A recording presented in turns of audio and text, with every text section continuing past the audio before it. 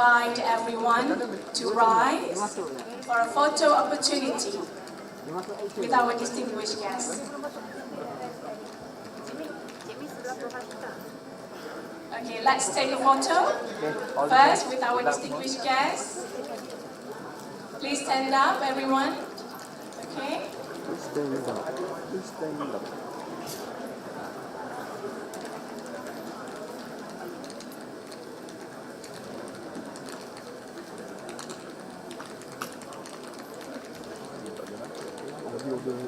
I'd like to invite all our distinguished guests for a photo opportunity.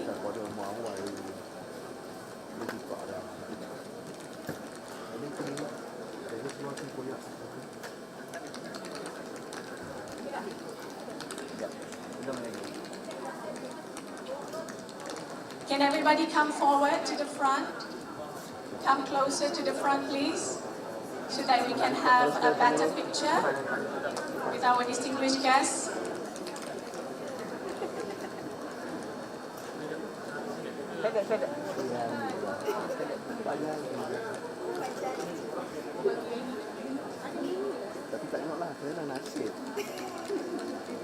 All right, ready?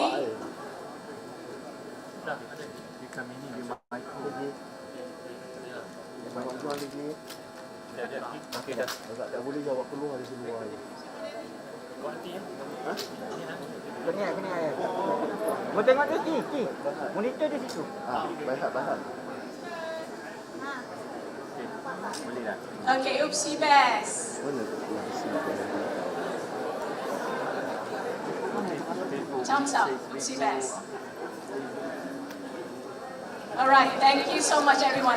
I'd like to request everyone to remain standing for the national anthem. Negara. Go.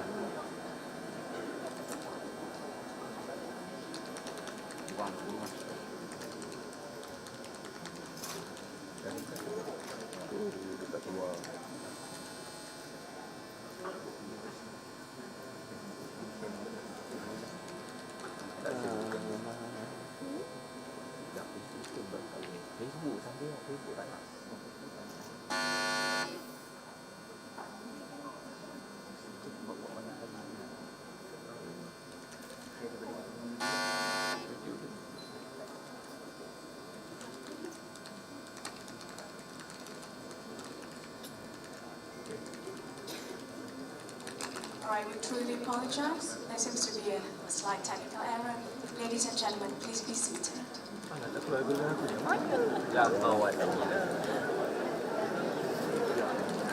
Ladies and gentlemen, to begin our ceremony, let us recite Surah Al-Fatiha in seeking divine blessings.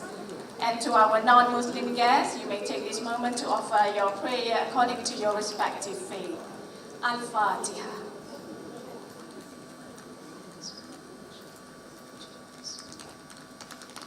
Buat bila lagi, buat bila.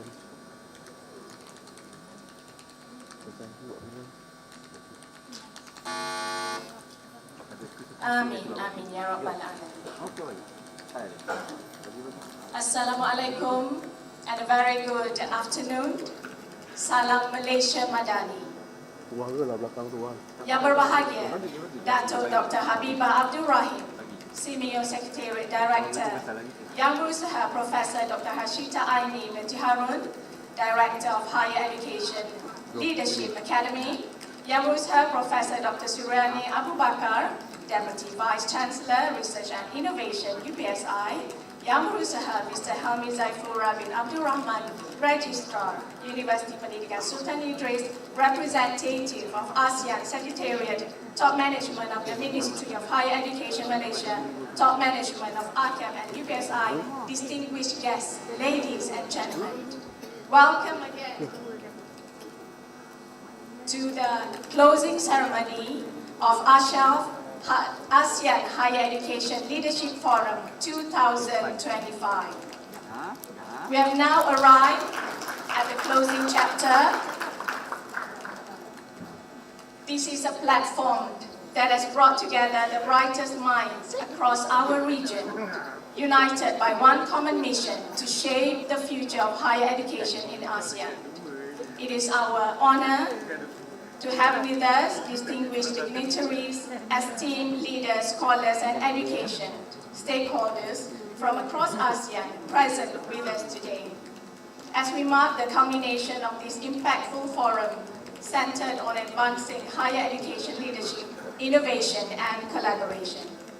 On behalf of the organizing committee, we really appreciate everyone present today. Ladies and gentlemen, on that note, without any further ado, it is my pleasure to invite Dr. Habibah Abdul Rahim to deliver a special address on the title entitled One Region, Shared Future, Advancing Higher Education Through Collective Leadership. Ladies and gentlemen, please welcome Dr. Habibah.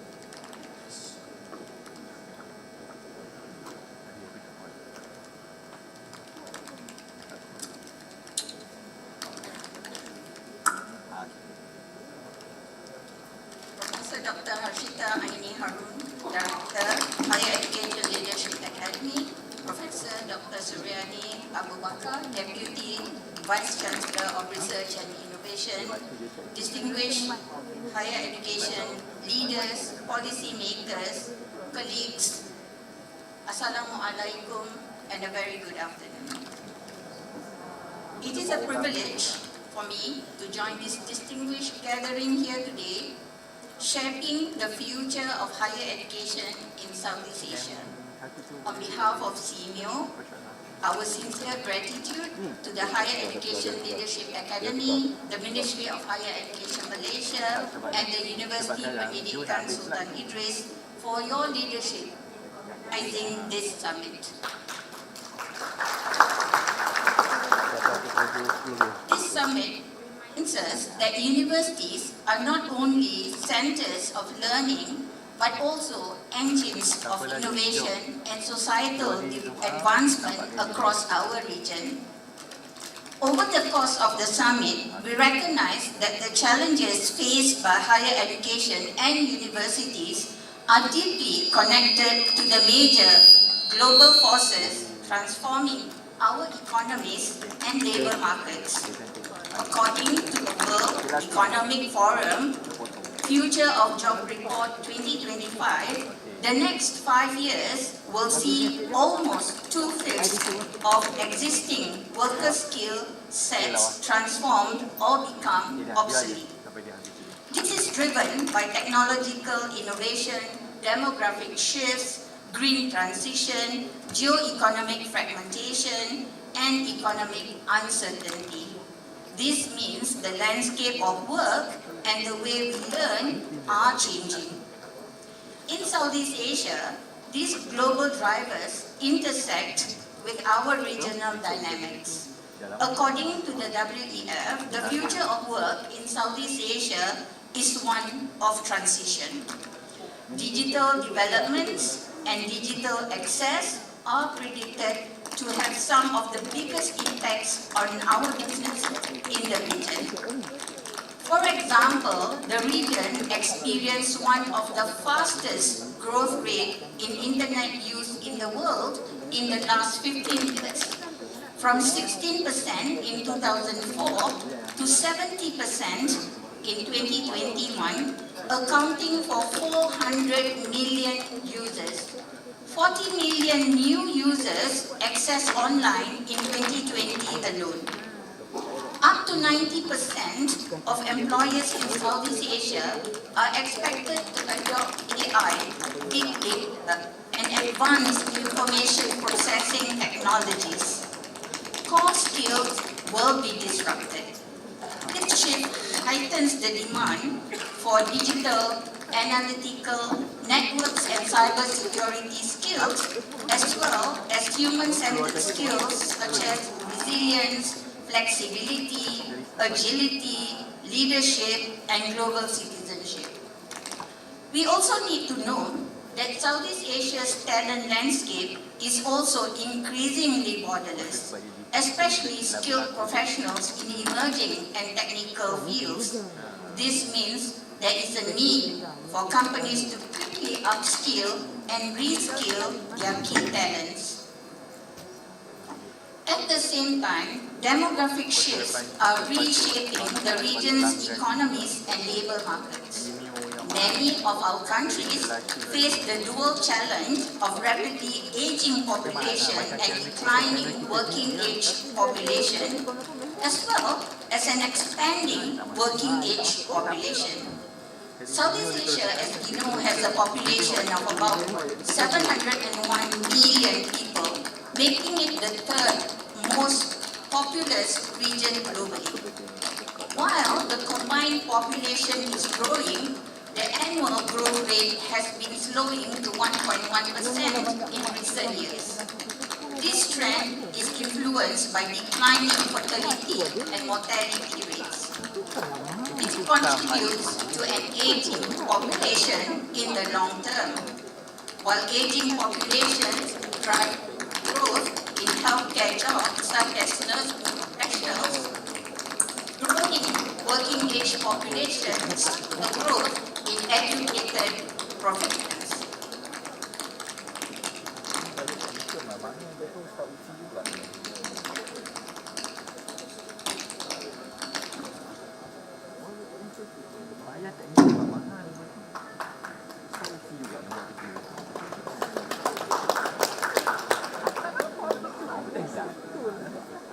Must be very responsive. This dual challenge means that universities must strengthen expertise in lifelong learning and adult education. I was in one of the breakout sessions and they were talking also about life-wide learning. So what's that? To meet the needs of aging societies while simultaneously expanding access to education. In unlocking ASEAN's demographic dividend, Dr. Amjad Rabi highlights that as Southeast Asia transitions towards an aging population, the region is also approaching the end of its demographic window of opportunity. This is a period characterized by a favorable age structure for economic growth. This is when the working age population outnumbers dependents. This window has a limited duration and may close by 2030 in Southeast Asia. The share of post-working age citizens will continue to rise. It is expected by 2055, Southeast Asia will have more elderly than children. These demographic changes will make it increasingly difficult to continue to improve income through increase in labor supply. This means improvement in the living standards in Southeast Asia will increasingly have to come from, firstly, no one left behind, and I believe ASEAN SecGen also mentions about no one left behind, and secondly, productivity growth. We know educated population is key for productivity growth and fostering innovation to increase national income. Therefore, inclusion is not just fair, but an economic good. As universities address the needs of youth and older generations, it is also imperative to tackle the issues of foundational learning and out-of-school children and youth. Because I just attended in Malaysia the ASEAN Out-of-School Children and Youth Workshop, so therefore I will need to mention this a little bit. We see far too many of our children not being able to read and write. Based on CPLM, Southeast Asia Primary Learning Matrix, the first cycle was in 2019. I cannot release the 2024 results yet because it's still under embargo. It will be launched in December this year. But then the 2019 cycle showed that on average, 7 out of 10 grade 5 children are not able to read and comprehend basic text. The 6 out of 10 is not able to do basic mathematics. So grade 5 denotes end of primary learning in many of our countries. The numbers of out-of-school children and youth are also increasing, from UNESCO's estimates of 7 million pre-pandemic to 11.8 million, and it can escalate up to 17 million depending on the definitions and the data availability post-pandemic. To respond effectively, universities must reimagine their role in promoting access and inclusion across all ages of life, from early childhood to adulthood and beyond.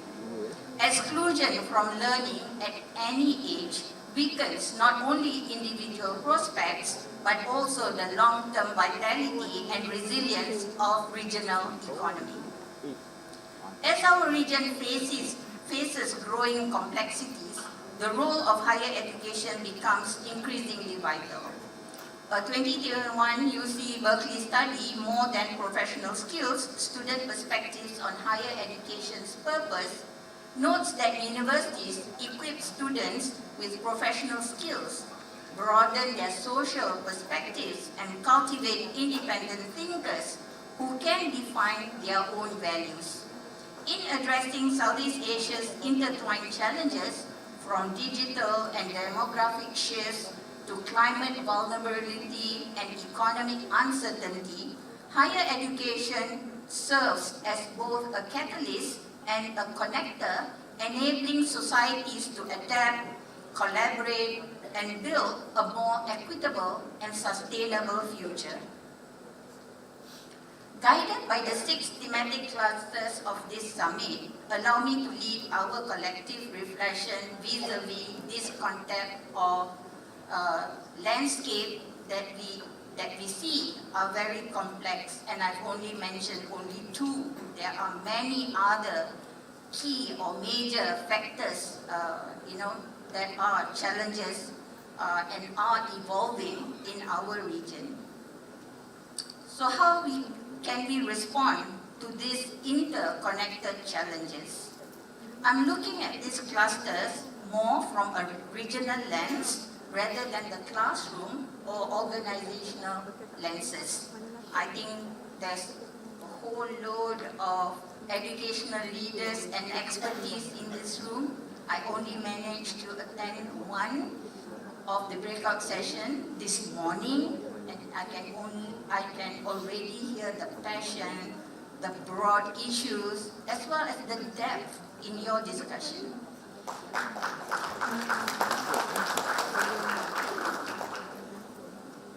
Firstly, on the role of higher education in approaching artificial intelligence. We all know that AI is reshaping the way universities operate, teach, and govern.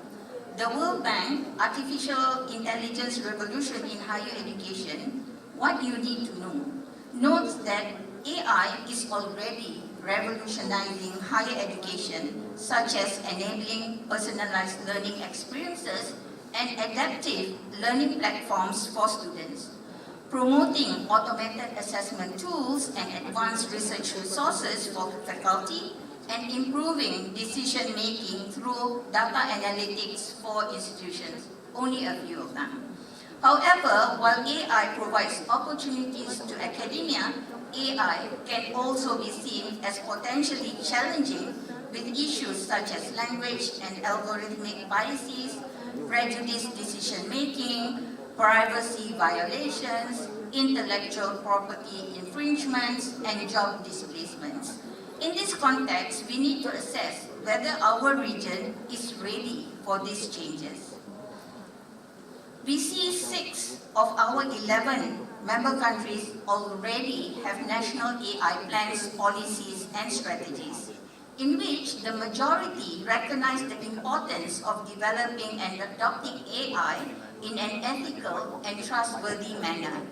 While these national AI strategies mention education, only one country has a specific policy on AI in education. According to the Government AI Readiness Index 2022, our region is generally prepared to harness AI's benefits, but the readiness to adopt a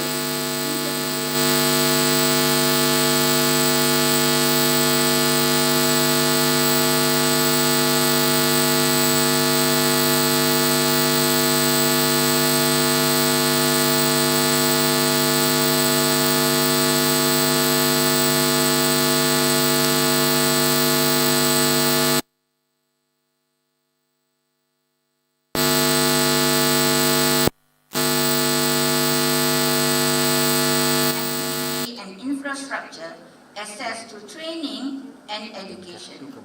AI initiatives are also hindered by organizational barriers, among others, due to a lack of coordination on plans and initiatives, thus overlaps, and deprioritizing responsible AI initiatives over profit-driven AI projects, so social benefits versus profits. We need to prioritize a responsible approach to AI that provides a positive impact on people and communities, which is human-centered, which prioritizes inclusivity, sustainability, and the well-being of all citizens. It is key that we have a supportive governance frameworks and enabling business environments. Encouragingly, there are steps towards regional cooperation and alignment as evidenced by the ASEAN Responsible AI Roadmap and the ASEAN Guide on AI Governance and Ethics. To support ASEAN in implementing the Guide on AI Governance and Ethics, CIMIO proposes to complement this with a regional framework on AI use in education. CIMIO Innotech, one of our regional centers, is leading the development of this framework to zero in on the equitable, ethical, and effective use of AI in learning.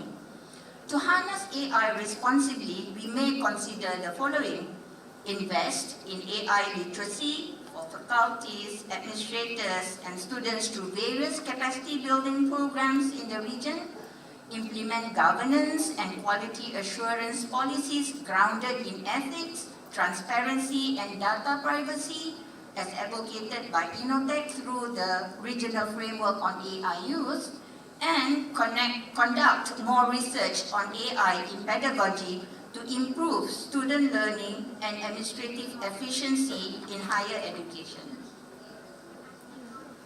Second, on advancing teaching and learning processes in higher education. As our students grow up in highly connected digital environments, research from EduCourse 2025 in their Horizon report shows that rapid integration of digital tools may reduce attention spans, critical thinking, and reflection. While technology disrupted teaching learning processes, one thing remains true: we need to focus on our learners and make use they develop the necessary soft skills and values. I think I had only one experience after I retired from the Ministry of Education, and before I joined the CIMIO Secretariat, I had a short time doing part-time lecturing. And at that time, students were not back yet fully at the university, so my course was online, together with other lecturers from the university I was with. So we had parallel sessions running on dynamics of leadership.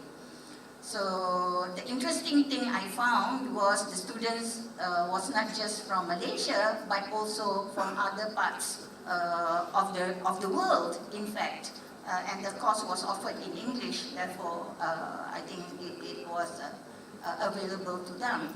But then, it's not the same. I used to teach biology when I first started my career, So I'm a biology teacher. But that was face-to-face. Nowadays, not just the students are different at higher education, but then the mode now is online. Therefore, it's not the same as facing your students in the classroom. They are more adult as compared to school, and now the mode is different. How do you sustain their attention? How do you make it interactive? And the course was once a week, fine, but for 3 hours. So how do you do that when you can only see them, through the small windows, and if they switch on the camera? So how do you ensure that they are actually there and to sustain that interest? Therefore, technology, while enable you to access, but then it also poses a challenge to how you manage the teaching and learning. So the session I looked at mentioned about adaptive learning and values education. So it's not just the benefits, but then how do you also include values in it? And they were also mentioning about compassionate pedagogy. What's that? Compassionate pedagogy, right? So it's not just a term, but then how do you do that, with this young generation? So moving forward, we may want to consider the following. Endeavor to enhance regional academic mobility and strengthen ASEAN networks for curriculum co-design and student mobility as embedded in the Joint Declaration on the Common Space. Ensure that crucial soft skills such as empathy and global citizenship remains prominent in our curricula, similar to what is being pursued by Senior Rahat through the ASEAN International Mobility for Students Program and Southeast Asia Teacher Program. Rethink how we measure teaching learning processes, especially with the use of technology. Third, the cluster on research and innovation. Southeast Asia's research ecosystem is growing, but remains uneven. According to the OECD 2021 report, while Singapore and Malaysia have advanced research and development systems, other countries in our region, namely Myanmar, Cambodia, face limited funding. However, emerging regional mechanisms such as the ASEAN Socio-Cultural Community Research and Development Program signal momentum towards shared priorities in addressing socio-economic issues facing ASEAN now and in the future. As a way forward, we may want to consider promoting shared data and latest technological development across ASEAN as embedded in the ASEAN framework on digital data governance. Strengthen university partnerships for applied innovation, incentivize interdisciplinary research through grants or fellowships to address regional priorities similar to the Leadership Development Program for higher education institutions in Southeast Asia implemented by CMIO Circa. CMIO hopes to continue pushing for joint research with academia, for example through the C1 Health University Network, participated by more than 95 universities across 8 Southeast Asian countries to strengthen capacity in addressing infectious disease and pandemic threats. Fourth is on young academics.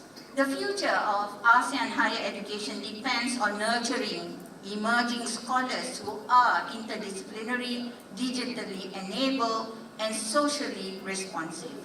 Yet, limited mentorship, mobility, and leadership opportunities remain a challenge, particularly for underprivileged students. Career progression in higher education often remains tied to traditional publication matrix rather than innovation, outreach, or leadership. To proceed, institutions may want to consider developing structured leadership pipelines and mentorship programs aligned with the ASEAN University Network Charter and regional mobility initiatives to promote cross-border academic exchange and leadership capacity. recognizing and rewarding innovation, teaching excellence, and community engagement through incentives consistent with Senior Rahyat's 5-year development plan, which encourages universities to contribute to regional social, cultural, and sustainable development goals. Integrating interdisciplinary digital, entrepreneurial, and policy skills into faculty development, in line with the ASEAN Qualifications Reference Framework, AQRF, for enhancing faculty competencies to meet 21st century challenges. As we really prepared for, fifth is on steering Tibet. So my question, are we really prepared for strategic Tibet? Simeo Boktek, our regional center in Brunei Darussalam that has expertise on vocational and technical education, assess the region's readiness from the perspective of Tibet institutions, using the readiness of Tibet institutions for the Industrial Revolution 4.0 in Southeast Asia study. The study used the Smart Education Readiness Index, or SERI framework, and the survey used bands to assess where we are. These bands are conventional, status quo, early adopter, which is early stages of usage, learner, moderate usage of technology, experience, which it is embedded in the systems, and the leader that has transformative usage. So the SERI framework includes 3 core blocks of the Industry 4.0. The process block that covers curriculum, stakeholder engagement, and teaching and learning. The process block that covers, the technology block that covers infrastructure, intelligence, and connectivity, and the organizational block that covers structure and management, as well as talent readiness. So the regional study showed that our overall readiness index in Southeast Asia is placed somewhere between an early adopter and learner. The good news is we have begun the journey. However, we need to be more prepared for the road ahead. If we zoom on the technological block, our readiness score showed that while our digital infrastructure readiness is high, but this infrastructure is not fully utilized.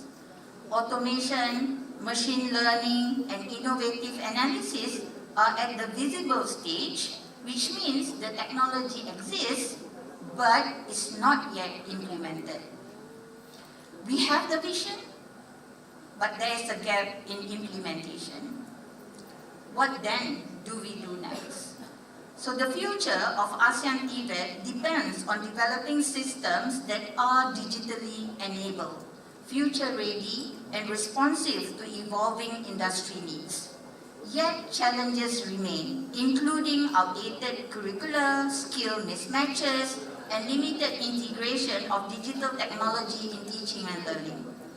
To build workforce readiness for the rapidly changing technological landscape, Tibet institutions must emphasize on 4 key areas: professional development for teaching personnel, implementation of digital tools in real-life instruction, modernization of human resource development programs, and integration of future skills into curricula, teaching and learning, and assessments. To proceed, institutions may consider modernizing curricula to align with Industry 4.0, the emerging green economy, and the skill demands outlined in the ASEAN Qualification Reference Framework. Strengthening regional partnerships between Tibet institutions and industry to ensure programs remain relevant, innovative, and responsive to the future of work, consistent with Senior Rahyat's regional development goals, aligning national quality assurance frameworks with ASEAN standards to advance cross-border skills mobility and mutual recognition through mechanisms such as the ASEAN Tibet Council. 6 is on planetary health. I think we already heard that, or we know that climate change, environmental degradation are among the major global forces affecting our economies, labor markets, our region, our planet, our lives. It has implication on how we look at how health is changing the planet, how health is within a changing planet, how we manage or navigate the new frontiers, particularly in research and innovation, to understand the changes, what we mean by planetary health, and see the interdependence between the health of human civilization and the natural systems that support our own health with increased impact, I would think. So the future of Southeast Asia's higher education in sustainability and planetary health depends on developing scholars and institutions that are research-driven, socially engaged, and environmentally responsive. Yet, challenges remain. For example, we see from the World Economic Forum and McKinsey and Company's estimation, while some parts of our world lack food, and some are even dying from starvation, but then approximately 17% of total food available in the region is lost or wasted. Specific country estimates, for example, reach 20% in Indonesia and up to 50% in the Philippines. To build capacity for climate resilience and sustainable development, universities may consider equipping students with the knowledge and practical skills to reduce waste and promote sustainable practices aligned with SDG 4, education, and SDG 12, responsible consumption. Strengthening regional partnerships between universities, local governments, and industry to advance sustainable agriculture, biodiversity management, and urban resilience, consistent with Simeo Biotrop's regional initiatives. Expanding mentorship and research leadership programs, such as the SeaDream program, to cultivate the next generation of scholars capable of leading research, policy, and community engagement in sustainability across Southeast Asia. SeaDream stands for Developing Research Excellence and Mentorship Program in Southeast Asia. So dream, so we were saying, I hope we don't stay dreaming, but then they were saying, no, dream high, so okay. So it is implemented by Simeo Secretariat in partnership with Wellcome Trust and the UK FCDO. So we will fund Southeast Asian-led regional research consortia to address health priorities and emerging health challenges, strengthen research ecosystems, and nurture the next generation of research leaders. So we are very much focused on infectious diseases, effect of climate change on health, mental health, as well as public health systems.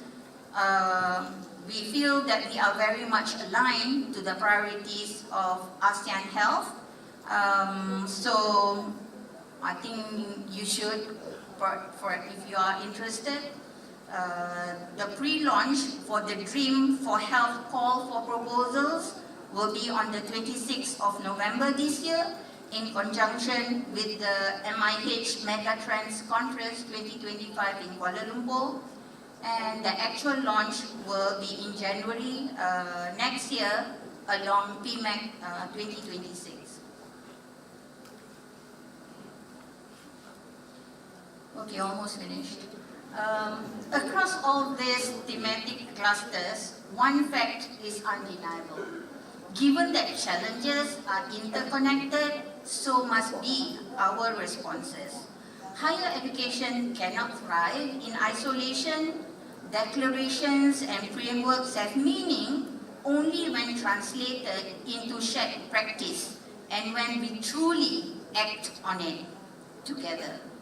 While these are all interconnected, we need to ensure that teaching and learning remains at the core of all our work. CMU remains committed to fostering collaboration, capacity building, and policy guidance to our higher education institutions across the region. We firmly believe that real act comes from a shared vision and collective action.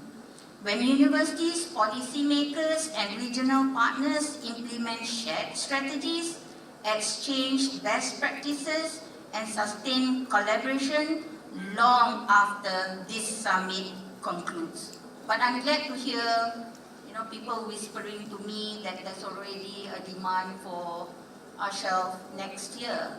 So that shows how this commitment in organizing ASHELF is bringing benefit to us.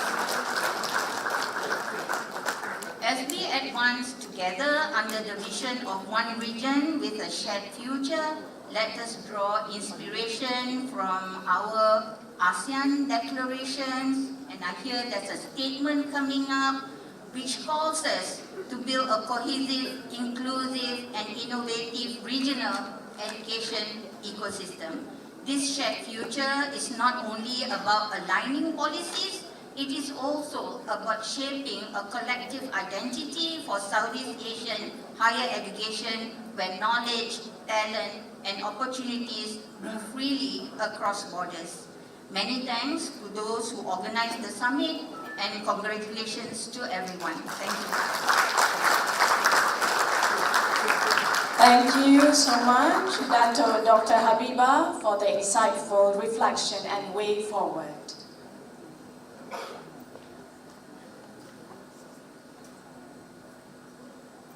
Distinguished guests, ladies and gentlemen, now is the moment that we've been waiting for. We are privileged to now invite Professor Dr. Hashita Aini Harun, Director of ASHELF, to deliver the closing remarks and to officially close ASHELF 2025.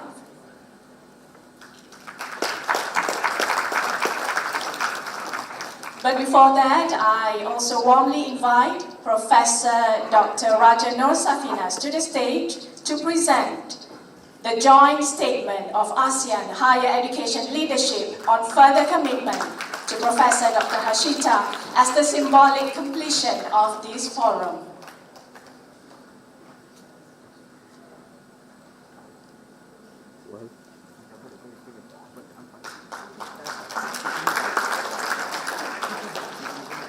Thank you, Professor Dr. Raja Safinas. Ladies and gentlemen, please welcome Professor Dr. Hashita Aini Harun. Bismillahirrahmanirrahim. Ada slide tak? Assalamualaikum and a good afternoon.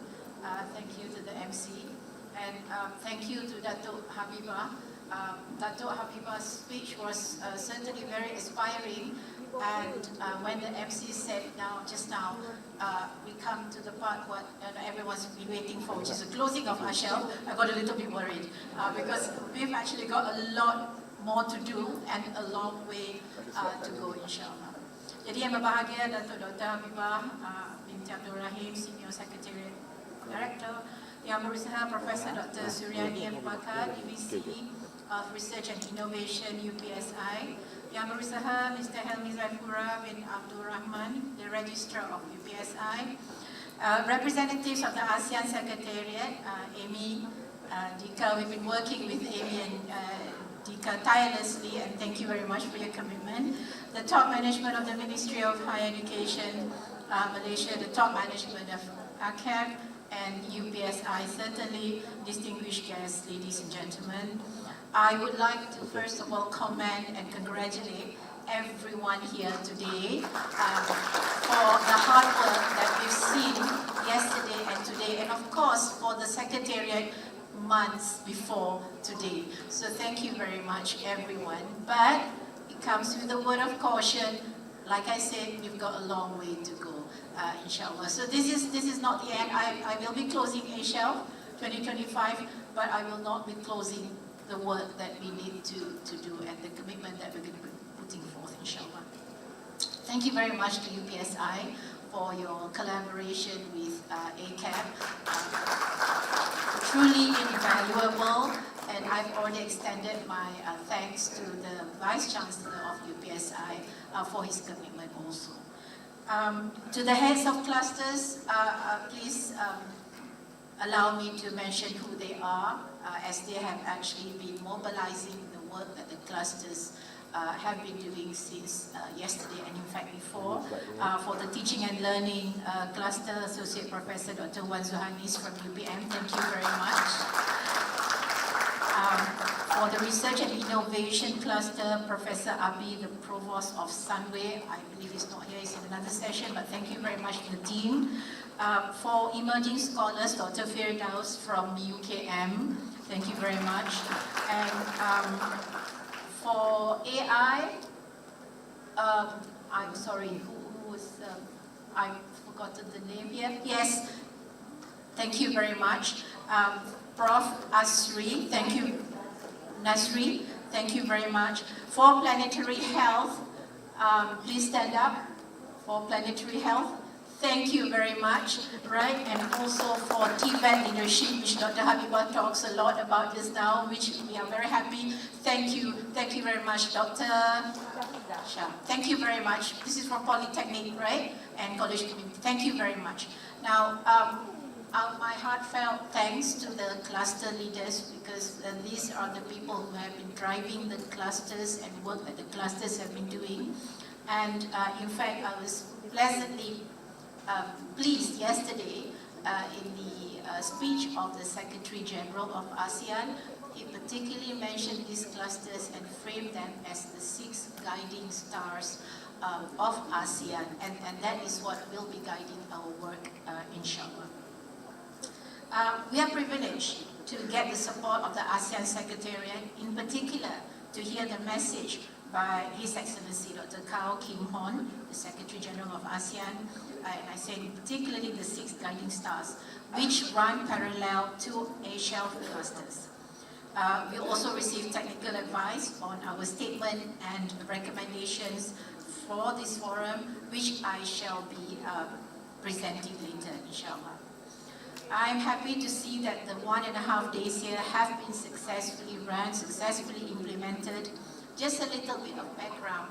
When we conceptualized the idea of ASHELF some months ago, we were rather worried on how to get a collective support and to run the implementation, because we were very conscious that this was not going to be a Malaysian thing.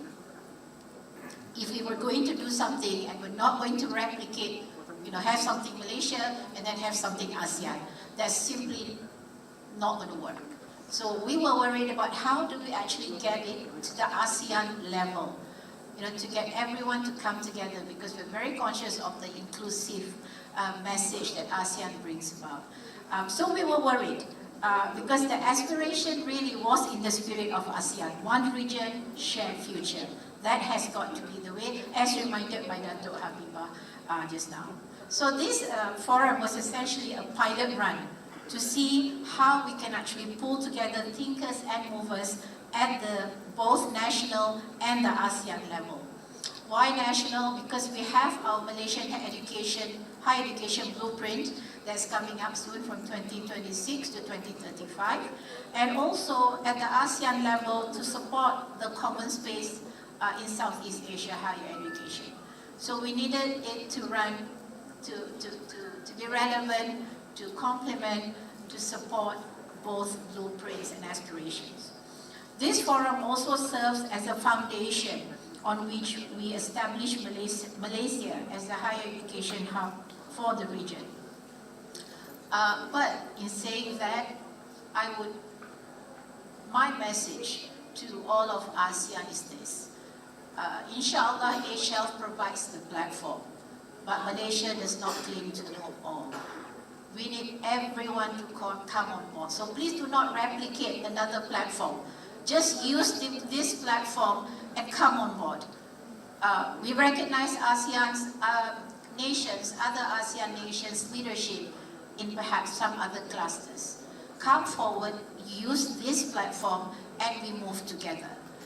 Yesterday, I mentioned to the Secretary General of ASEAN, we're not going to wait for funding, for resources from Central, from maybe EU, from whatever or we can think of. We're not going to wait, because it's just we're going to lose out if you do that. We're not going to use the excuse of there's no funding, so we cannot move.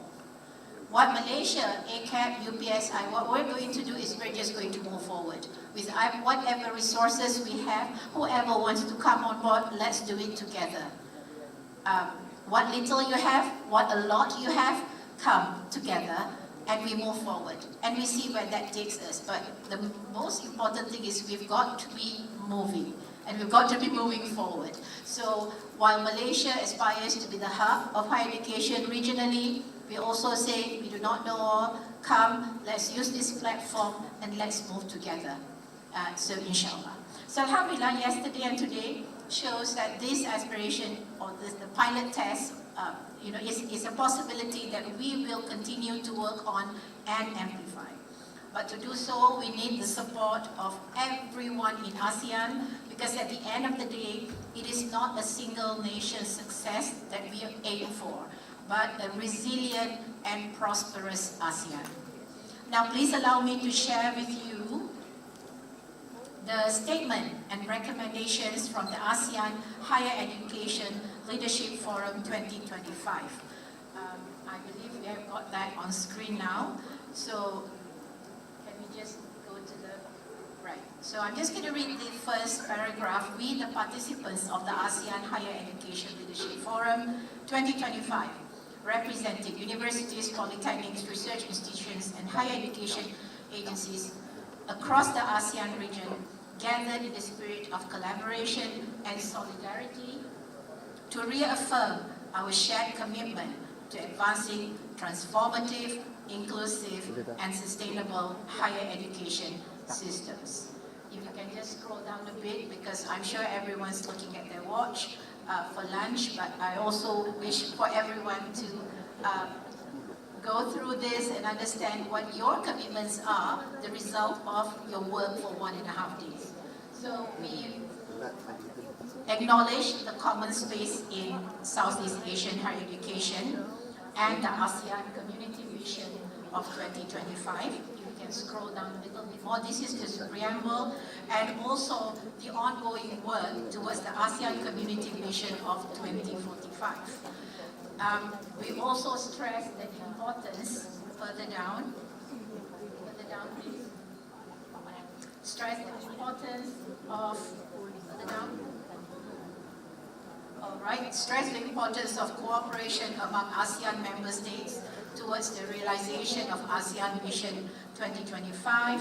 And if you go further down to this part, okay, we collectively declare our intent to strengthen leadership capacities, foster innovation, and champion value-based transformation across the region's diverse higher education ecosystems. And in doing so, we reaffirm our commitment to advancing the common space in Southeast Asian higher education as a unifying platform to result in a more connected, equitable, and sustainable ASEAN higher education community. So now we go to our shared goals and recommendations, guided by a shared vision to advance a resilient, inclusive, and future-ready ASEAN higher education community. ASHELF 2025 identifies 6 transformative clusters which you all have collectively worked on since yesterday. Now, these shared goals translate into actionable directions. And I'm glad that Dr. Habibah mentioned earlier that talk alone is not enough. We've got to move. And this is what we're going to do. You will hear cluster leaders, you will hear a lot from ACAP and also UPSI pushing you, guiding you, reminding you, and facilitating on the actions that we say that we are going to do. So we need to acknowledge that whatever recommendations that we have put forward in specifics will not remain as documentation, but we will have to make them happen. With, of course, facilitation from CMEO, with facilitation from the ASEAN Secretariat, and each other's institutions, inshallah. So the first one, adaptive and values-based education. To advance, we have agreed and we're recommending now to advance adaptive and values-based learning as a defining feature of ASEAN higher education transformation. It was mentioned earlier, compassionate pedagogy. This has got to come into it. Secondly, a responsible and mission-oriented ASEAN research and innovation where we aim, aspire to enculture a responsible and mission-oriented research and innovation culture that fosters inclusive regional development. Purpose-driven. We must know why we're doing research, and it has to be to result in inclusive regional development. The third one, leadership pathways for emerging scholars. Already at ACAP, we have run new scholars leadership program. We hope to be able to expand this and offer the same programs to our ASEAN counterparts. Please come, we're more than happy to run this at the ASEAN level. To empower emerging scholars and early career academics as catalysts for ASEAN's academic transformation. Fourthly, leading higher education in the AI era to promote ASEAN higher education transformation through ethical and responsible AI innovation and governance. I'm happy to tell you at the Ministry of Higher Education, Dr. Zurina is heading our effort to produce Ministry of Higher Education AI policy. So inshallah, by 2026, we will be seeing the policy. Integrating planetary health in higher education, we aspire to embed planetary health principles within ASEAN's higher education systems to promote sustainability, resilience, and environmental responsibility. ACAP, a month ago, conducted a workshop on planetary health, on ways in which we can integrate planetary health into the curriculum and also to cater to the higher education ecosystem. So inshallah, again, we will be offering this program workshop in 2026, offering it also to our ASEAN counterparts. Sixth, TVET leadership in the age of AI and digital transformation. We aspire to position technical and vocational education and training as a strategic pillar for ASEAN's digital and AI transformation. So, anchored on this six strategic thrusts, we hope to, or we envision a future where higher education nurtures ethical leadership, advances knowledge frontiers, and empowers communities to thrive within the ASEAN region and beyond. Please note that the ASHELF 2025 is founded on the principles of collaboration, inclusivity, innovation, and shared responsibility. These principles will be our guiding light for years to come when we realize the aspirations and recommendations that we put forth today, inshallah. Now, to realize our shared goals and recommendations, we endeavor to, one, utilize the existing ASEAN higher education mechanisms. Two, leverage existing mechanisms and regional partnerships under ASEAN, under CMEO, and other international organizations. And three, integrate the ASHELF shared goals into ongoing and future regional frameworks, including the ASEAN Leaders Declaration on Higher Education, the ASEAN Work Plan on Education, and the CMEO Strategic Plan. And we move forward to the implementation further down, please. Right, these are our aspirations and our hope and our to-do in making sure that the recommendations are carried out and implemented reasonably and appropriately.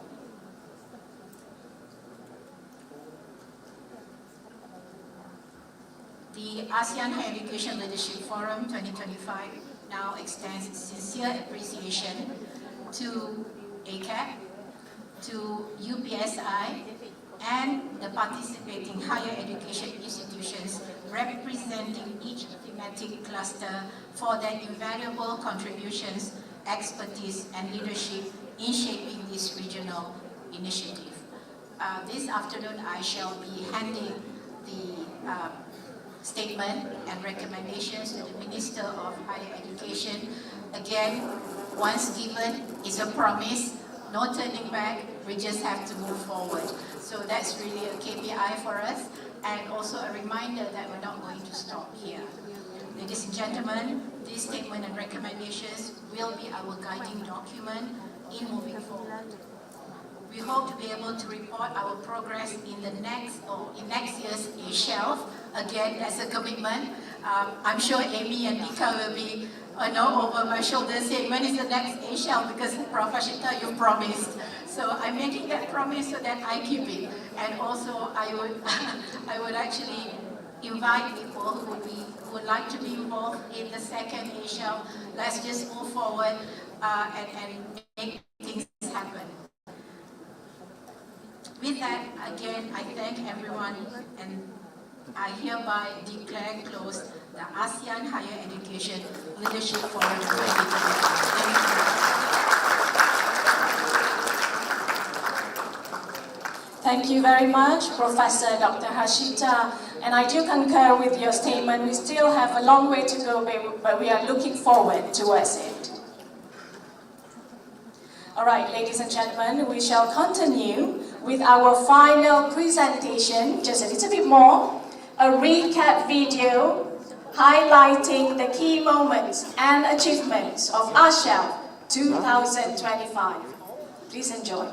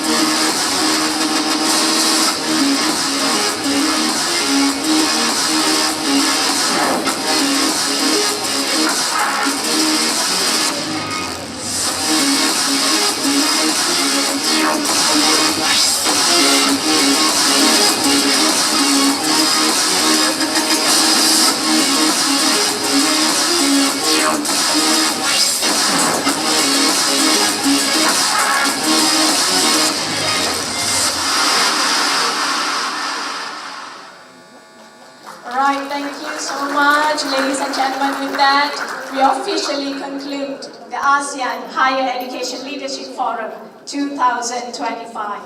Once again, heartfelt appreciation to Dr. Habibah, Director of Senior Secretariat, and all our distinguished VIPs for gracing our event today.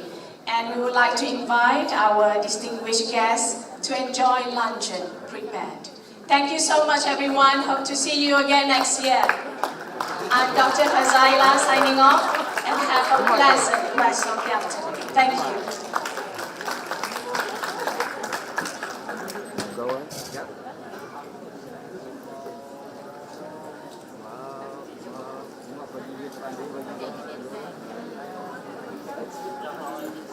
Orang ni kan tak pantau.